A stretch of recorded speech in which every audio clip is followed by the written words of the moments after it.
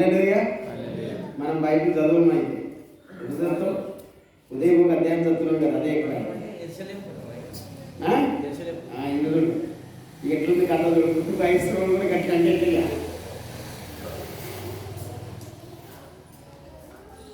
Okay right. దావీదు మీకు చదివితే కిందనే ఉందండి.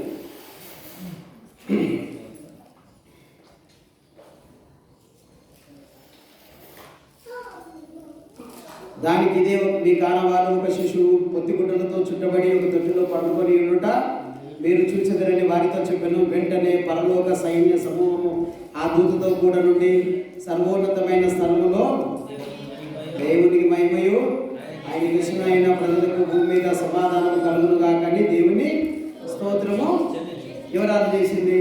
దేవదూత. రైట్.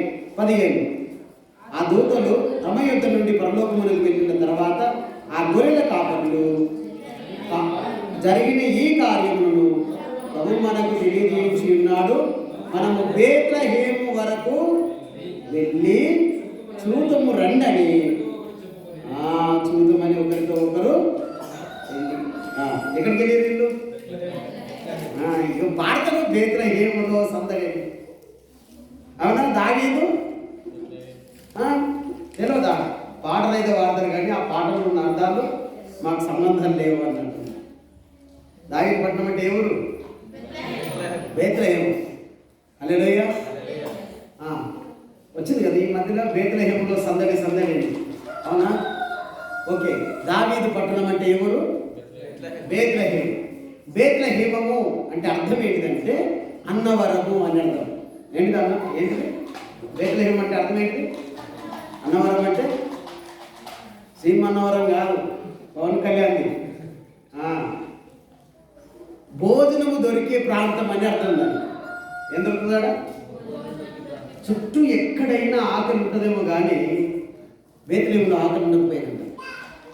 ఎందుకు అని అంటే అక్కడ నీళ్లు సమృద్ధిగా ఉంది. అక్కడ ఏముంటాయి? నీళ్ళు ఉంటే భోజనం ఉంటుంది. అవునా? బేత్లెహేములో పక్కకు పెద్ద నది ప్రవహిస్తుంది. ఎప్పుడు ప్రవహిస్తుంది? ఆ నదిలో నీళ్లున్నంత వరకు బేత్లెహేములో నీళ్లు సమృద్ధి. బేత్లెహేములో నీళ్ళు ఉన్నాయి అని అంటే భోజనం సమృద్ధి. అలాంటి ఒక చిన్న పల్లెటూరు బేత్లెహేం. అయితే బేత్లెహేముకి మరొక పేరు ఉంది, ఎఫ్రాతా అని. ఏం పేరు ఉంది? మొట్టమొదట పెట్టిన పేరు ఎఫ్రాతా. ఎఫ్రాతా పేరుని బేత్లెహేముగా మార్పు చెందింది. అయితే ఈ బేత్లెహేము గురించి బైబిల్లో చాలా విషయాలు ఉన్నాయి కానీ ఇంచుమించు బేత్లెహేం అనే పదము 40 పర్యాల కంటే అధికంగా కనిపిస్తుంది. 39-40 దాకా ఉంటాయి ఆ పద బేత్లెహేము గురించి ప్రస్తావన. అంత ప్రస్తావన ఆ గ్రామం గురించి ఉంది. చిన్న పల్లెటూరు. ఒకవేళ బైబిల్ పండితులు లేదా ఈ శాస్త్రజ్ఞులు ఏమంటున్నారంటే బేత్లెహేం అంట ఈ గ్లోబల్ భూమి ఉంది కదా, భూగోళానికి, ఆ బేత్లెహేం అనే ఆ పల్లె మిడిల్లో వస్తుందంట, సెంటర్ వస్తుంది. యేసుప్రభు ఎందుకు బేత్లెహేంలో పుట్టినంటే వాళ్ళు అంటారు ఏంటంటే సెంటర్లో పుట్టిండు, అందరికీ అందుబాటులో ఉన్నాడు అని అర్థం అన్నమాట. అందుకే యేసుప్రభు అక్కడ జన్మించాడు. సరే, ఈరోజు బేత్లెహేము గురించి కొన్ని విషయాలు మనము విందాం. బేత్లెహేము లో మొట్టమొదటిగా మనకు కనిపించే విషయం ఏంటంటే ఆదికాండము 48వ అధ్యాయము 7వ వచనం. ఆదికాండము 48:7 చదవండి ఎవరైనా ఒకరు. ఆదికాండము 48:7 పద్దనారాము నుండి నేను వచ్చినప్పుడు ఎఫ్రాతా కొంత దూరం నుండగా మార్గములో రాహేలు కానాను దేశములో నా ఎదుట మృతి పొందాను. అక్కడ బేత్లెహేము ఎఫ్రాతా మార్గమున నేను ఆమెను పాతిపెట్టి తినని యోసేపుతో. ఇప్పుడు చూడండి 35:19 చదవండి. ఆదికాండము 35:19.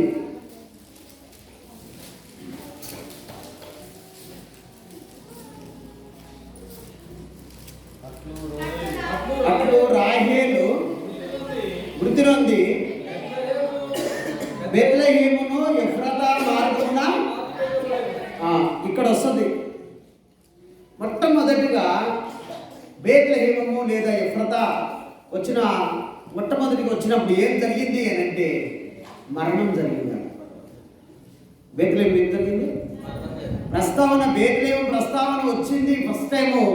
అక్కడ యాకోబు, రాహేలు, లేయా వీళ్ళందరూ బయలుదేరి వస్తూ ఉంటే మార్గ మధ్యంలో రాహేలు గర్భవతిగా ఉండి బెన్యామీను కన్నప్పుడు ఆ ప్రసవ వేదనలో ఆ బెన్యామీను ఉల్టా పుడతాడు,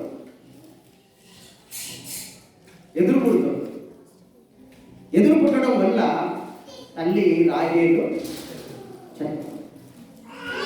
అంటే బెత్లెహేము ప్రాంతంలో ఒక జననము జరుగుతుంది.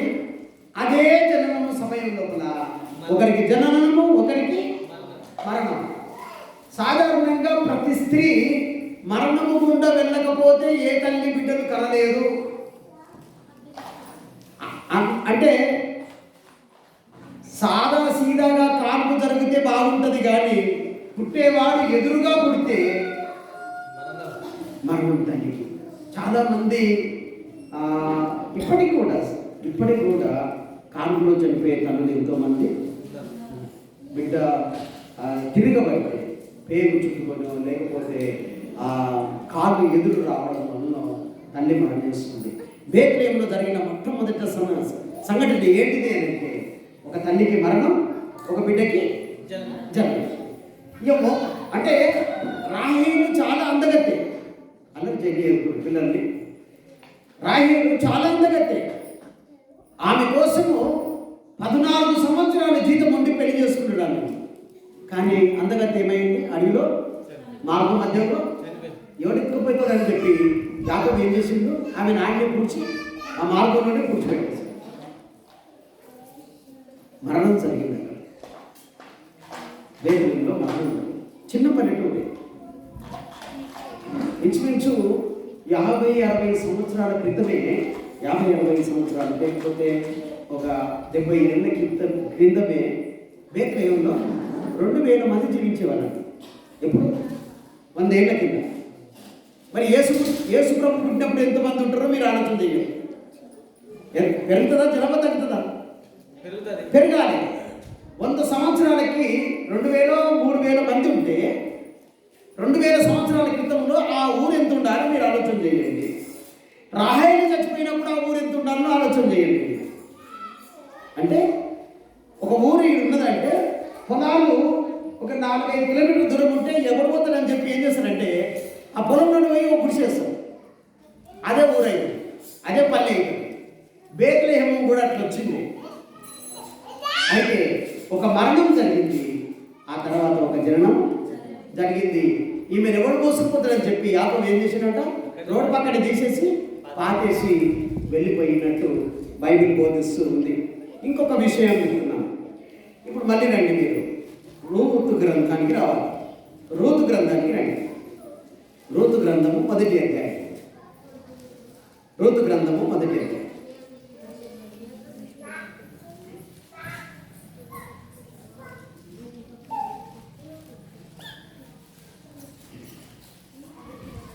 పేజీ నెంబరు 221-20-21 మొదటి 2 వచ్చిన న్యాయాధిపతులు ఏలిన దినములయందు దేశములో కరువు కలవుగా యూదా బెత్లెహేము నుండి ఒక మనుషుడు తన భార్యను తన 2 కుమారులను వెంట పెట్టుకొని మోయాబు దేశమున కాపురముండుటకు వెళ్ళెను. ఆ మనుషుని పేరు ఎలిమెలెకు, అతని భార్య పేరు నయోమి. అతని 2 కుమారుల పేర్లు మహ్లోను, కిల్యోను.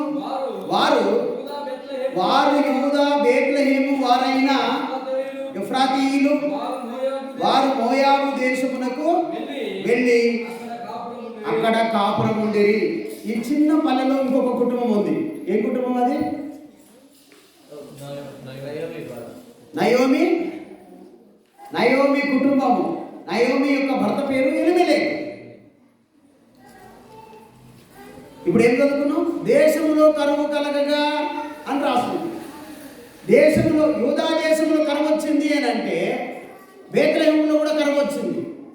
పేరు అన్నవరమే, సమృద్ధిగా భోజనం దొరికేది. కానీ ఏమైందంట? కరువు వచ్చిందంట. కరువు వచ్చిందంట.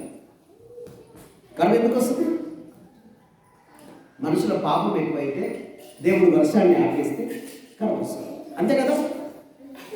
దేవుడు ఈ యొక్క దేశము యావత్తును దేని చేత బంధించాడు? కరువు చేత కరువు పెట్టేశాడు. భయంకరమైన కరువు వచ్చేసింది. కరువు వచ్చినప్పుడు ఒక కుటుంబం వాళ్ళు ఏం తీర్మానం చేసుకున్నారంటే, ఈడుంటే ఏమైపోతాం, మనం చచ్చిపోతాం అని చెప్పి. సంధ్య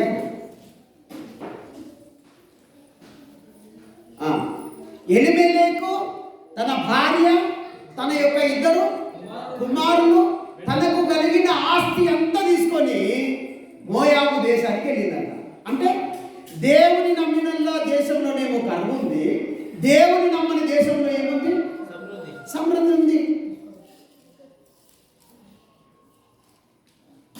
ఈ ఒక్క కుటుంబము ఏం చేసింది? ఆస్తిని అంతా తీసుకొని మాట్లాడదాం. 21 చూడండి, 1:21. నేను సమృద్ధి గలదానినై వెళితిని రాజేసి. ఎట్లా పోయిందంటే పోయేటప్పుడు తక్కువ దయ్యమని ఆ సమృద్ధి ఉన్నదాకా భూమి మీద, అంటే ఆ ఊరిలో బతకొచ్చు, అంటే అవి అమ్మైనా బతికి ఉన్నకాడికి జీవించవచ్చు. ఆ తర్వాత లేమి కలిగినాక చచ్చిపోయేటట్టున్నామని అన్న బయలుదేరాలి. కానీ వీళ్ళు ముందు హుషారి. హిందీలో మాట ఉన్నది, జాదా హుషారి జానక కత్రానా. అయితే వీళ్ళు ఏం చేసి, ఇంత సమృద్ధి లేనోళ్ళు ఉన్నారాన్నే, కానీ సమృద్ధి ఉన్న ఏమేం చేసిందంటే ఎక్కడికి వెళ్ళింది? దేవుని ఎరగని ప్రజల మధ్యలోనికి వెళ్ళింది. అక్కడ అంటే బేత్లెహేములో ఒక మరణం ఉంది, ఒక జన్మం ఉంది. అంతేకాదు ఒక సమృద్ధి కలిగిన కుటుంబం ఉంది. ఆ సమృద్ధి కలిగిన ఆ కుటుంబము బేత్లెహేమును విడిచిపెట్టి మోయాబు దేశానికి కాపురం ఉండడానికి వెళ్ళాను అని రాస్తుంది. ఎక్కడ కాపురం ఉండాలనుకుంటున్నాను? దేవుడు లేని జనాంగం మధ్య కాపురం ఉండాలని వెళ్ళింది. ఎంతమంది లేరు? ఫ్యామిలీ 4 వెళ్ళారు. 4తో పాటు సమృద్ధి తీసుకొని వెళ్ళిందంట. ఆమె తక్కువేమి అంటారు ఎవరన్నా? సమృద్ధి ఉందంటే ఏమన్నా లేమున్నట్ట, పొదుపు ఉన్నట్ట? అన్నీ ఉన్నాయి. గొర్రెలు ఉన్నాయి, మేకలు ఉన్నాయి, పశువులు ఉన్నాయి, వెడ్లు ఉన్నాయి, బండ్లు ఉన్నాయి, అన్ని కట్టుకున్నది. ఆ ప్రాంతానికి బయలుదేరింది. బేత్లెహేములో కరువు కూడా వచ్చింది. అయితే కరువు రావడానికి కారణం ఏంటంటే వర్షాలు దేవుడు ఆపేశాడు. వర్షాలు ఆపేశాడు. ఒక్కసారి ఇది ముయ్యకుండా 2వ దినవృత్తాంతాల గ్రంథము 7వ అధ్యాయము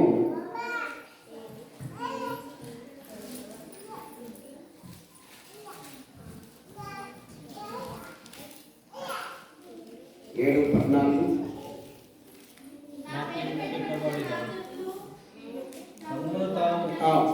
13 కూడా చెప్తా. 13 వాన కురియకుండా నేను ఆకాశమును మూసివేసినప్పుడే గాని దేశమును నాశనము చేయుటకు మిడతలకు సెలవిచ్చినప్పుడే గాని నా జనుల మీదికి తెగులు రప్పించినప్పుడే గాని నా పేరు పెట్టబడిన నా జనులు తమను తాము తగ్గించుకొని ప్రార్థన చేసి నన్ను వెతికి తమ చెడు మార్గములను విడిచిన ఎడల ఆకాశము నుండి నేను వారి ప్రార్థనను విని వారి పాపములను క్షమించి వారి దేశమును స్వస్థపరచుదును. ఈ స్థలములో చేయబడు ప్రార్థన మీద నా కన్ను దృష్టి నిలిచును, నా చెవులు దానిని ఆలకించును. నా పేరు ఈ మందిరములకు నిత్యము ఉన్నట్లుగా నేను దాన్ని కోరుకొని పరిశుద్ధపరిచింది. నా దృష్టియు నా మనసును నిత్యము దాని మీద ఏమన్నాడు 11వ వచనంలో? వాన కురవకుండా నేను చేసినప్పుడు, వాన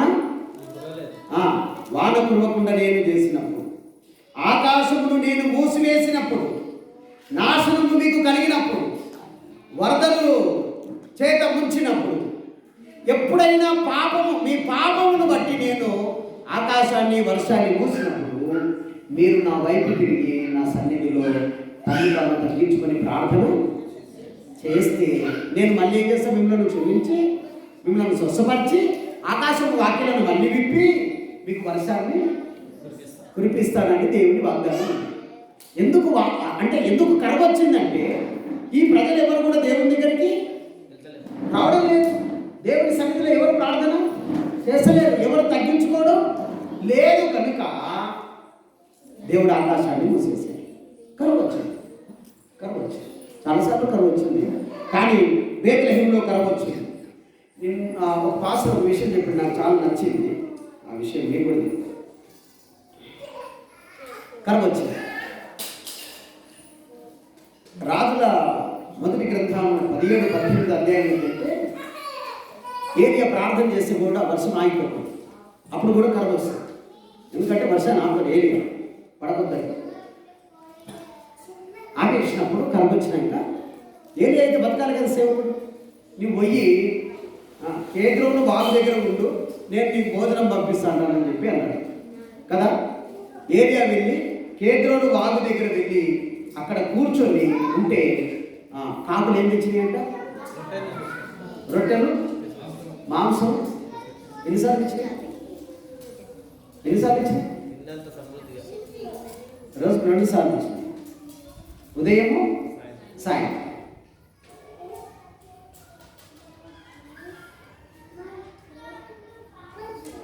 కాకులు ఆ విషయం నాకు బాగా నచ్చిన విషయం ఏంటంటే ఏలియానేమో అడవుల దగ్గర ఉంటున్నాడు, అడవులలో ఉన్నాడు, కేంద్రంలో వాళ్ళ దగ్గర ఉన్నాడు. కాకులు ఎక్కడ ఉన్నాయి? పట్టణంలో ఉన్నాయి.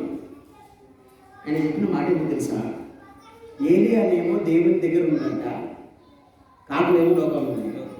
హల్లెలూయా. కాకులు వెళ్ళేమో ఏలియాకు భోజనం తెచ్చినాయి, ఏలియానేమో దేవుని దగ్గర ఉన్నాడు. నేను నేర్చుకున్న పాఠం ఏం తెలుసా?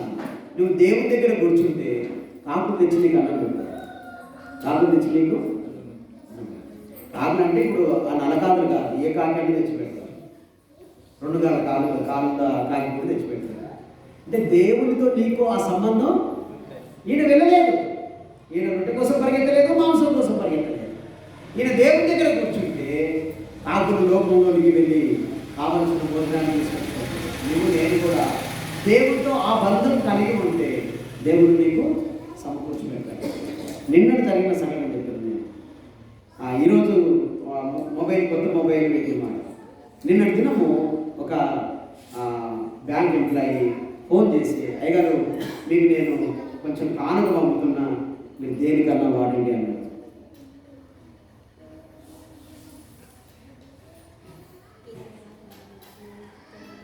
అడిగితే కూడా ఇయ్యరు ఈ దినాలు. అవునా కాదు? 1000 రూపాయలు ఎవరిస్తారు చెప్పండి మీరు? నేను అంటున్నా, నీకు నీ దేవునికి ఆ బంధం ఉంటే ఎవరినైనా లేపుతాడు దేవుడు, ఎవరినైనా లేపుతాడు, ఎవరినైనా నడిపిస్తాడు నీ దగ్గరికి. ఏదైనా ఇవ్వగలడు ఆయన, ఏదైనా ఇవ్వగలడు ఆయన. కానీ మనకు ఆ బంధము దేవుడితో ఉందా? కాబట్టి ఇక్కడ కరువు రావడం జరిగింది. మళ్ళీ చదువు 4వ వచనం.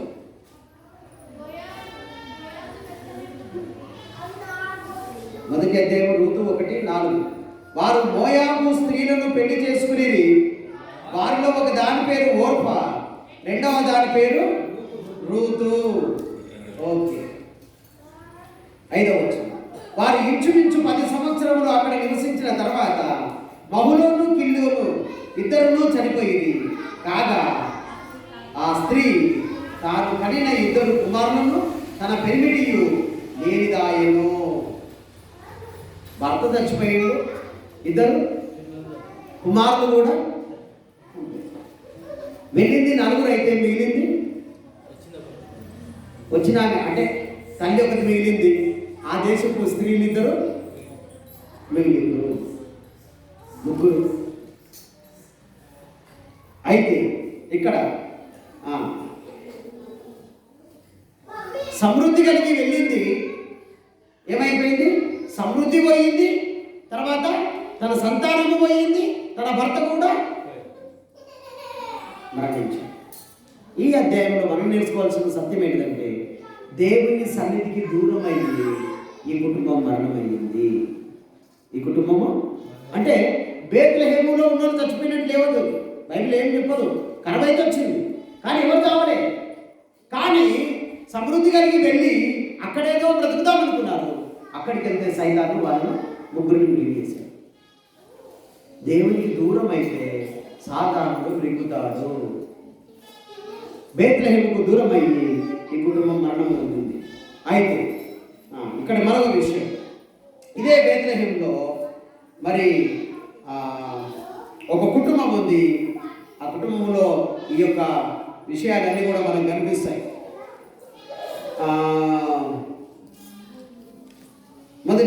రెండవ అధ్యాయం మొదటికి వచ్చింది.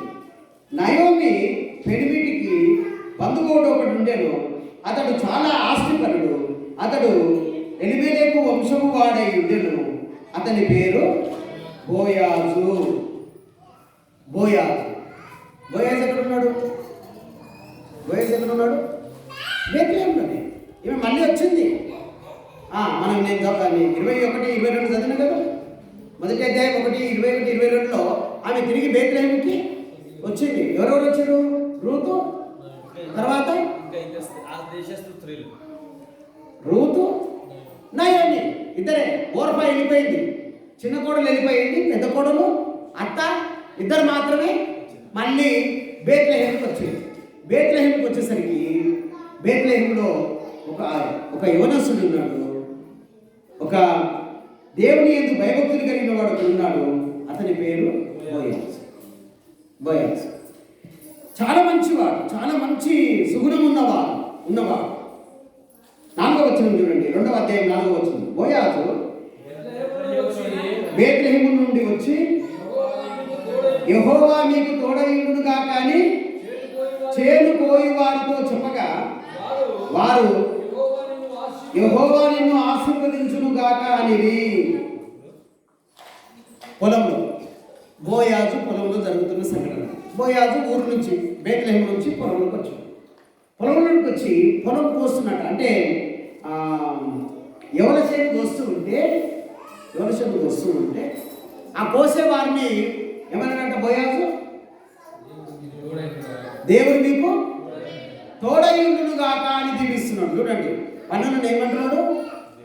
దేవుడు మీకు తోడయుండును గాక, యెహోవా మీకు తోడయుండును గాక అని ఆ కోయేవారితో దీవిస్తే కోసేవారు ఏమంటున్నారు? యెహోవా నిన్ను. ఎంత బంధం ఉందో చూడండి, పనులకి యజమానునికి.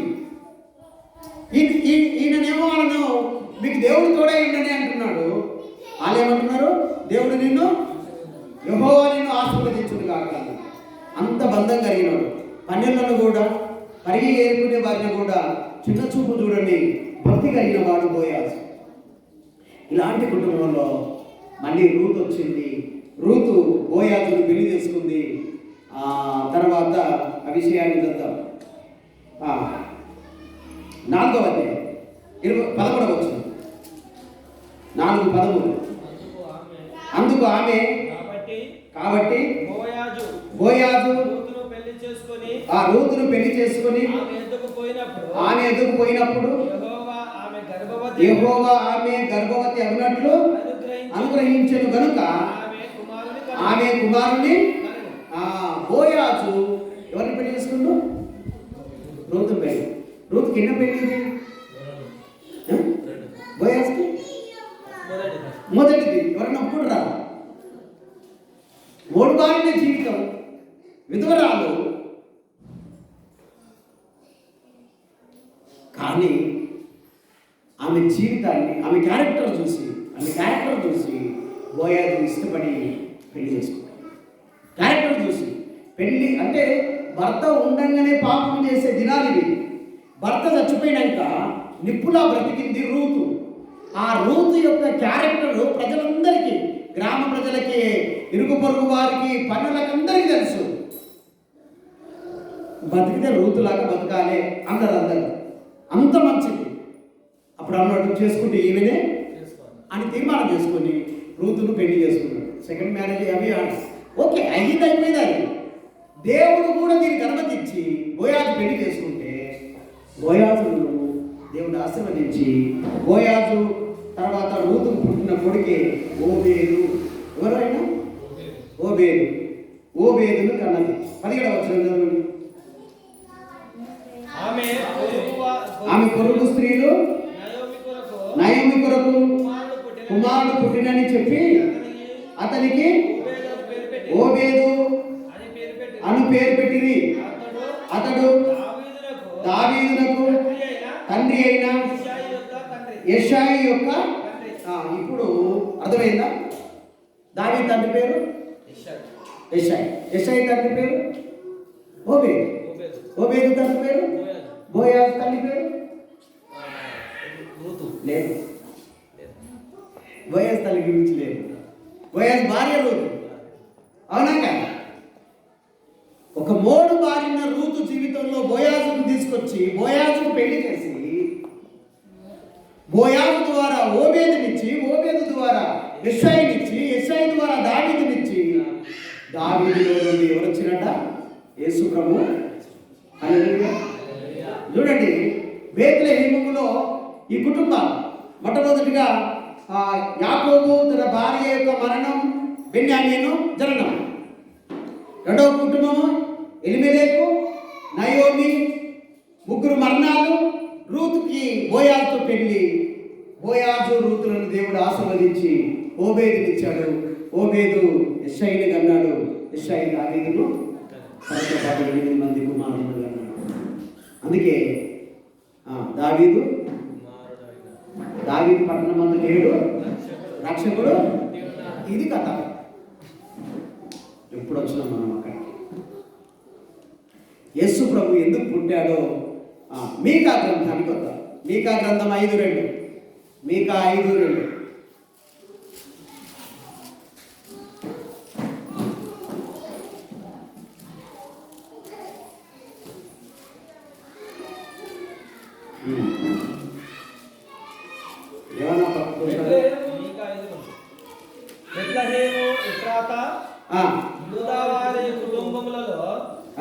నీవు స్వల్ప గ్రామమైనను నా కొరకు ఇశ్రాయేలీయులను ఏలబోవాడు నీలో నుండి వచ్చును. పురాతన కాలము మొదలుకొని శాశ్వత కాలము ఆయన ప్రత్యక్షమవుచుండెను. చాలు. ఏమన్నాడు ఇక్కడ? మీకా ఏం రాస్తున్నాడు? బేత్లెహేమా ఎఫ్రాతా యూదా వారి కుటుంబములలో నీవు స్వల్ప గ్రామమైనను. ఎంత గ్రామం అంటే ఇది? చిన్న పల్లె. స్వల్ప గ్రామం అంటే ఎవరికి పెడతారు? ఎలక్షన్ టైం కూడా ఎవరు గాడేది 3 కుటుంబాలు ఉన్నాయి. ఆ 3 కుటుంబాలకు పెడతారు. స్వల్ప గ్రామం. అసలు బేత్లెహేము అంటే ఎవరి లెక్కల్లో లేదు. ఆ ఊరే లెక్కల్లో లేదు. లెక్కల్లో లేని ఆ ఊరిని ఈరోజు ప్రపంచం అంతా బేత్లెహేములో సందడి. అసలు ఊరు పేరే తెలియదు ఎవరికి, ఎక్కడుందో తెలియదు. కానీ ఎన్నిక లేని స్వల్ప గ్రామమైన ఆ బేత్లెహేమును దేవుడు సృష్టిలోనికి, ఈ విశ్వంలోనికి తీసుకొచ్చిండు. ఎవడు మర్చిపోలేనంత. ఎవడు మర్చిపో అంటే నేనంట ప్రతి దినము బేత్లెహేము గురించి ఎవడో ఒకడు చదువుతూనే ఉంటాడు ప్రపంచంలో. చదవరా? ఎవరో ఒకరు బోధించరా? ఎవరో ఒకరు బేత్లెహేము సందర్శించరా? ఇప్పుడు యేసుప్రభు పుట్టిన భాగనంటూ పుట్టిన స్థలం ఎక్కడ ఉందని యాత్రికులు వెళ్ళి చూడరా? ఎంత చరిత్రకి తీసుకొచ్చిండు అసలు.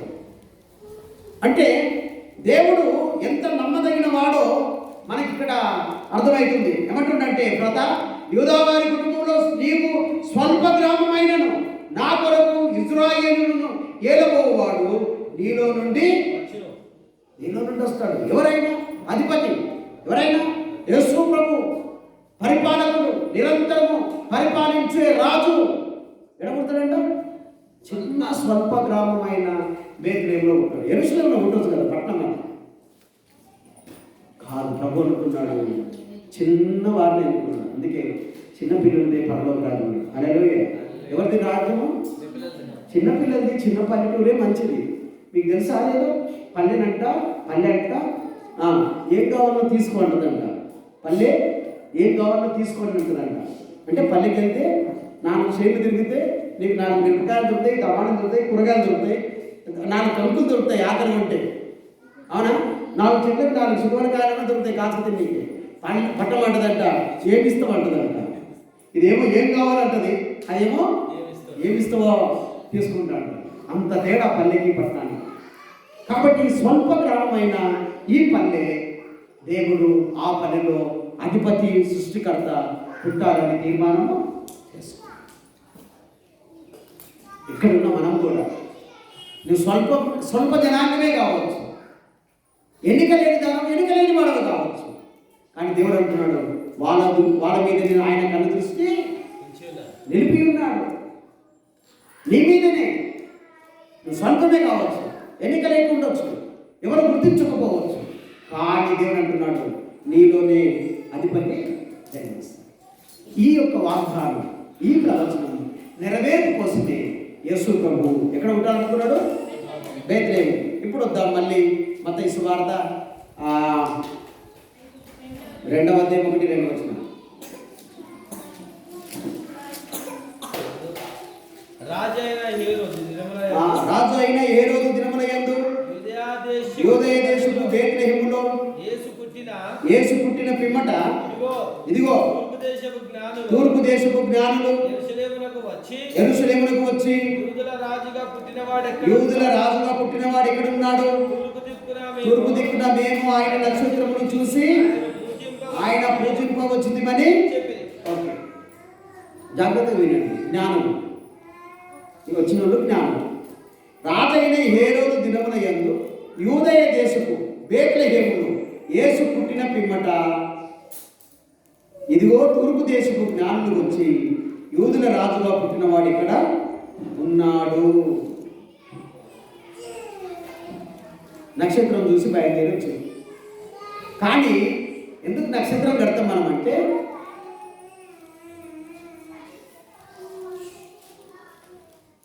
ముందుకు 11 వచ్చింది కదండి, 10-11 2-10-11 9 వచ్చింది. 9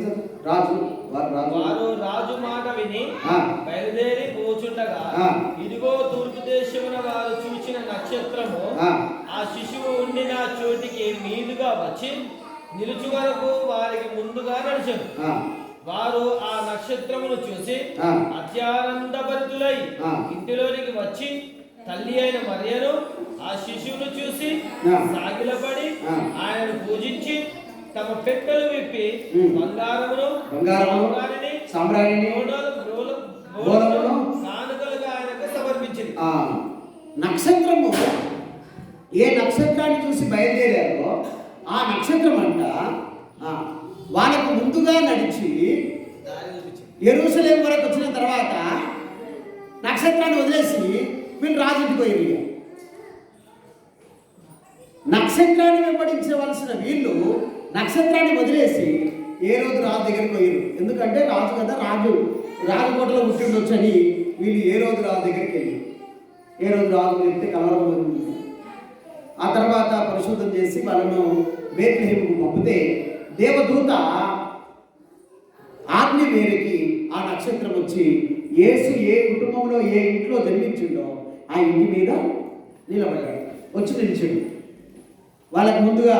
అందుకే ఇంటి పైన నక్షత్రం ఎందుకు కడతారంటే ఆ ఇంట్లో క్రీస్తును నమ్మిన వాళ్ళు ఉన్నారనే అర్థం, క్రీస్తు ఆ ఇంట్లో పుట్టాడనే అర్థం, అదనమాట. అయితే ఇక్కడ కూడా వీళ్ళందరూ జ్ఞానులందరూ కూడా వచ్చి యెరూషలేమును విడిచిపెట్టి బేత్లెహేముకు వచ్చి బేత్లెహేములో ఆ ఇంట్లో ప్రవేశించి యేసు ప్రభుకి సాగిలపడి నమస్కరించి పూజ చేశారని బైబిల్ బోధిస్తుంది. అంటే ఆ చిన్న పనిలో సృష్టికర్త అయిన యేసు జన్మించాడు. యేసు జన్మించిన తర్వాత మొట్టమొదట దేవదూతలు పరలోకం నుంచి ఎక్కడికి వచ్చిందంట? భూమి మీదకి వచ్చి గొర్రెలు కాసే వాళ్ళకి కనిపించి, దావీదు పట్టణమందు నేడు రక్షకుడు మీ కొరకు పుట్టి ఉన్నాడు, ఈయన ప్రభువైన క్రీస్తు అని చెప్పిండు. బేత్లెహేము అని చెప్పలే వీళ్ళకి. దేవదూతలు వచ్చి గొర్రెలకు ఏం చెప్తున్నారు? దావీదు పట్టణమందు నేడు రక్షకుడు మీ కొరకు.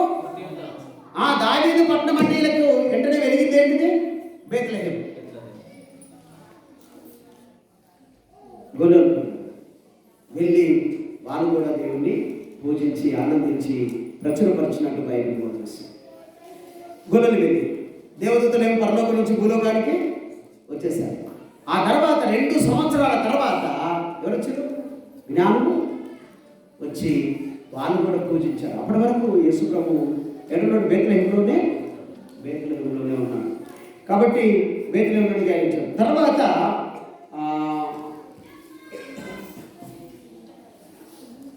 దావీదు మొదటి వచనం చూడండి. 1వ అధ్యాయం మత్తయి 1:1. అబ్రహాము కుమారుడు దావీదు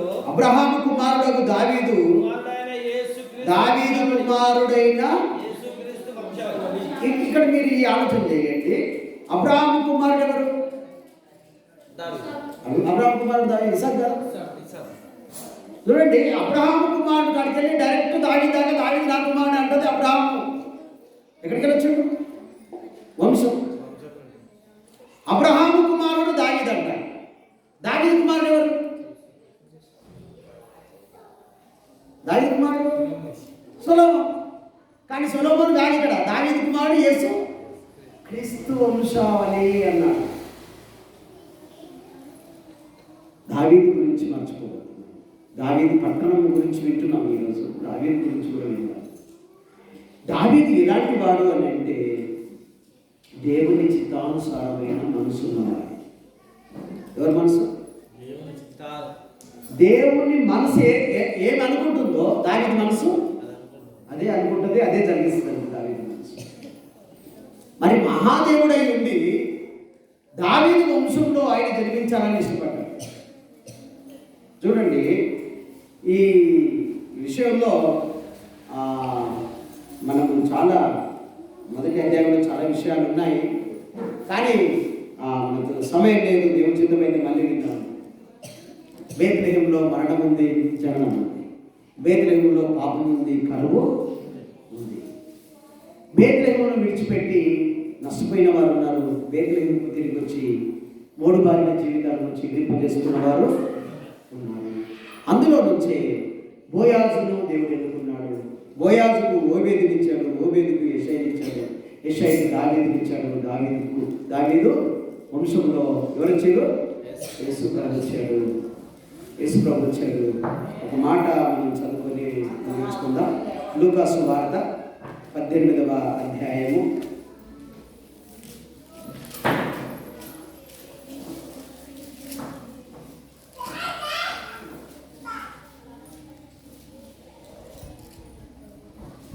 38వ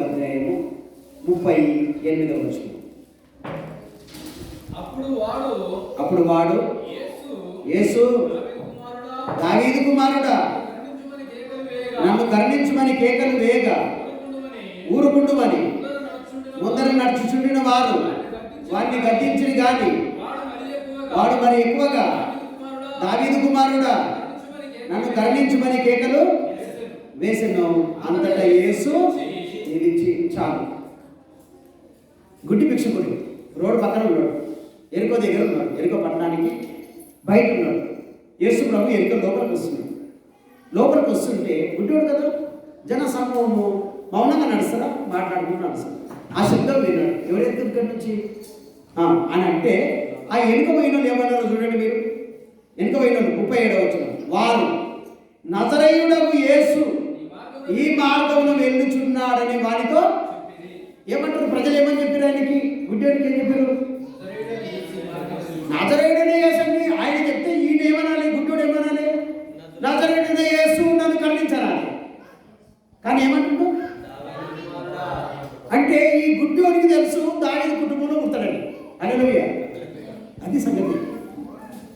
అక్కడ రాసిన మాట ఏంటంటే దావీదు కుమారుడైన యేసు, యేసు దావీదు కుమారుడైన క్రీస్తు నన్ను కరుణించుము అని అంటే ఇరుగు పొరుగు వాళ్ళందరూ అక్కడ ఉన్న సమూహం అంతా అతను ఏం చేశారట? గద్దించి నోరు మూయి అన్నాడు. వాడు మరీ ఎక్కువగా దావీదు కుమారుడా నన్ను కరుణించమని కేకలు వేగా యేసు నిలిచెను అన్నాల్సింది. యేసు ఆగిపోయిందంట.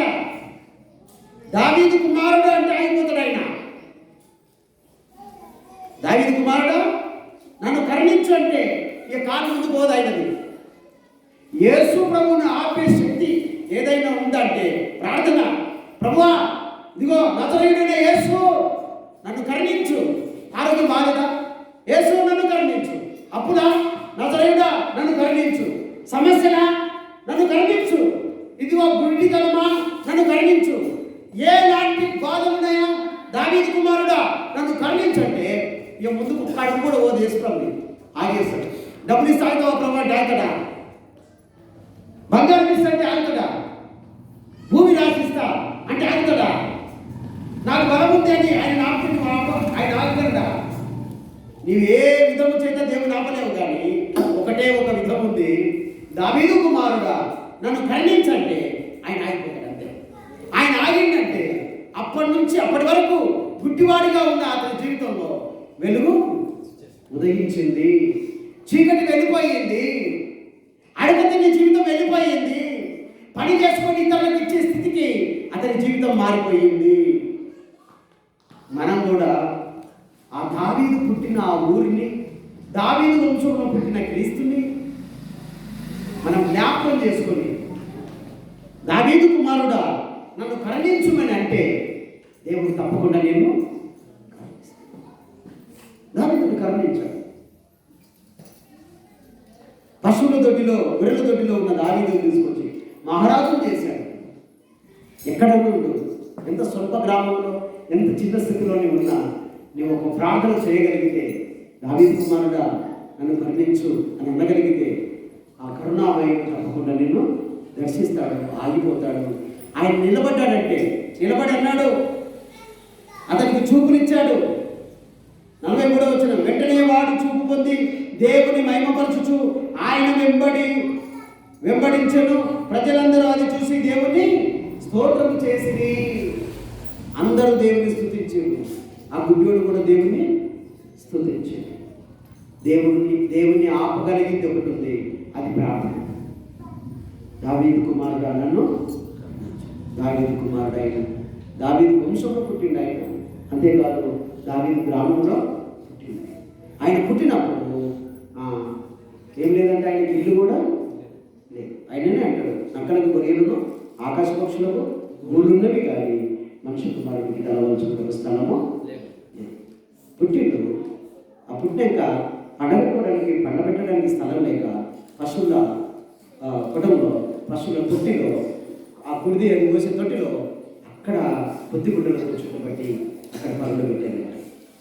నీ కోసం, నా కోసము ఆ స్వల్ప గ్రామంలోకి దేవుడు దిగి వచ్చాడు. ఎందుకు?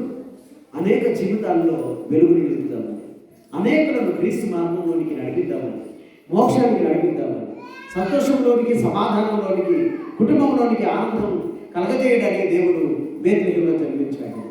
ఆయన ఈరోజు నీ హృదయంలో కూడా జన్మించాలని ఇష్టపడుతున్నాడు. పైన స్టార్ కట్టి కింద క్రీస్తు లేకపోతే అది గర్తం. పైన స్టార్ కట్టి లోపల ప్రార్థన లేకపోతే అది చెడు జీవితం. ఒక ఆయన పైన స్టార్ కింద భారం లేరంటారా? ఉన్నారు. అది దేవుని నామానికి అవమానం. కాబట్టి దేవుడిని హృదయంలో జన్మిస్తే నీకు మంచి పేరు, ఖ్యాతిని ఇస్తాడు, ఆరోగ్యం ఇస్తాడు, సమాధానం ఇస్తాడు, ఆశీర్వదిస్తాడు. దావీదు చచ్చిపోయాడు కానీ దావీదు పేరు ఇంకా జీవము కలిగి ఉంది. దావీదు కుమారుడు నన్ను కరుణించు అని ప్రార్థిస్తే ఈరోజు కూడా దేవుడు కరుణించడానికి సిద్ధంగా అన్నాడు. ఆయన దాటిపోడు, నిన్ను విడిచిపెట్టి పోడు, ఆయన ఆగిపోతాడు. ఆయన కూడా పోవాలని లేదు, కానీ నువ్వు పిలుస్తావా లేదని ఆయన వేచి ఉన్నాడు. నువ్వు పిలవకపోతే వెళ్ళిపోతాడు. లాస్ట్ జర్నీ అది. మళ్ళీ రాడు ఆ ఊరికి, పట్టణానికి, ఎరుక పట్టణానికి రాడు. ఇదే అనుకూల సమయం, ఇదే రక్షణ దినం. చిన్న ప్రార్థన. బేత్లెహేము అనే స్వల్ప గ్రామంలో పుట్టినావు. అక్కడ మరణం ఉంది, జన్మం ఉంది, కరువు ఉంది, పాపం ఉంది. నాలో కూడా పాపం ఉంది, చెడు ఉంది. ప్రభా నన్ను కరుణించు, నన్ను దీవించు, నన్ను క్షమించు, నన్ను స్వస్థపరచు, నన్ను లేవనెత్తు ప్రభు అంటే దేవుడు తప్పకుండా కరుణిస్తాడు. అటు కృపా దేవుడు మనందరికీ దయచేయాలని ప్రార్థిద్దాం. అందరూ లేచి నిలబడి ప్రార్థన చేసుకోండి.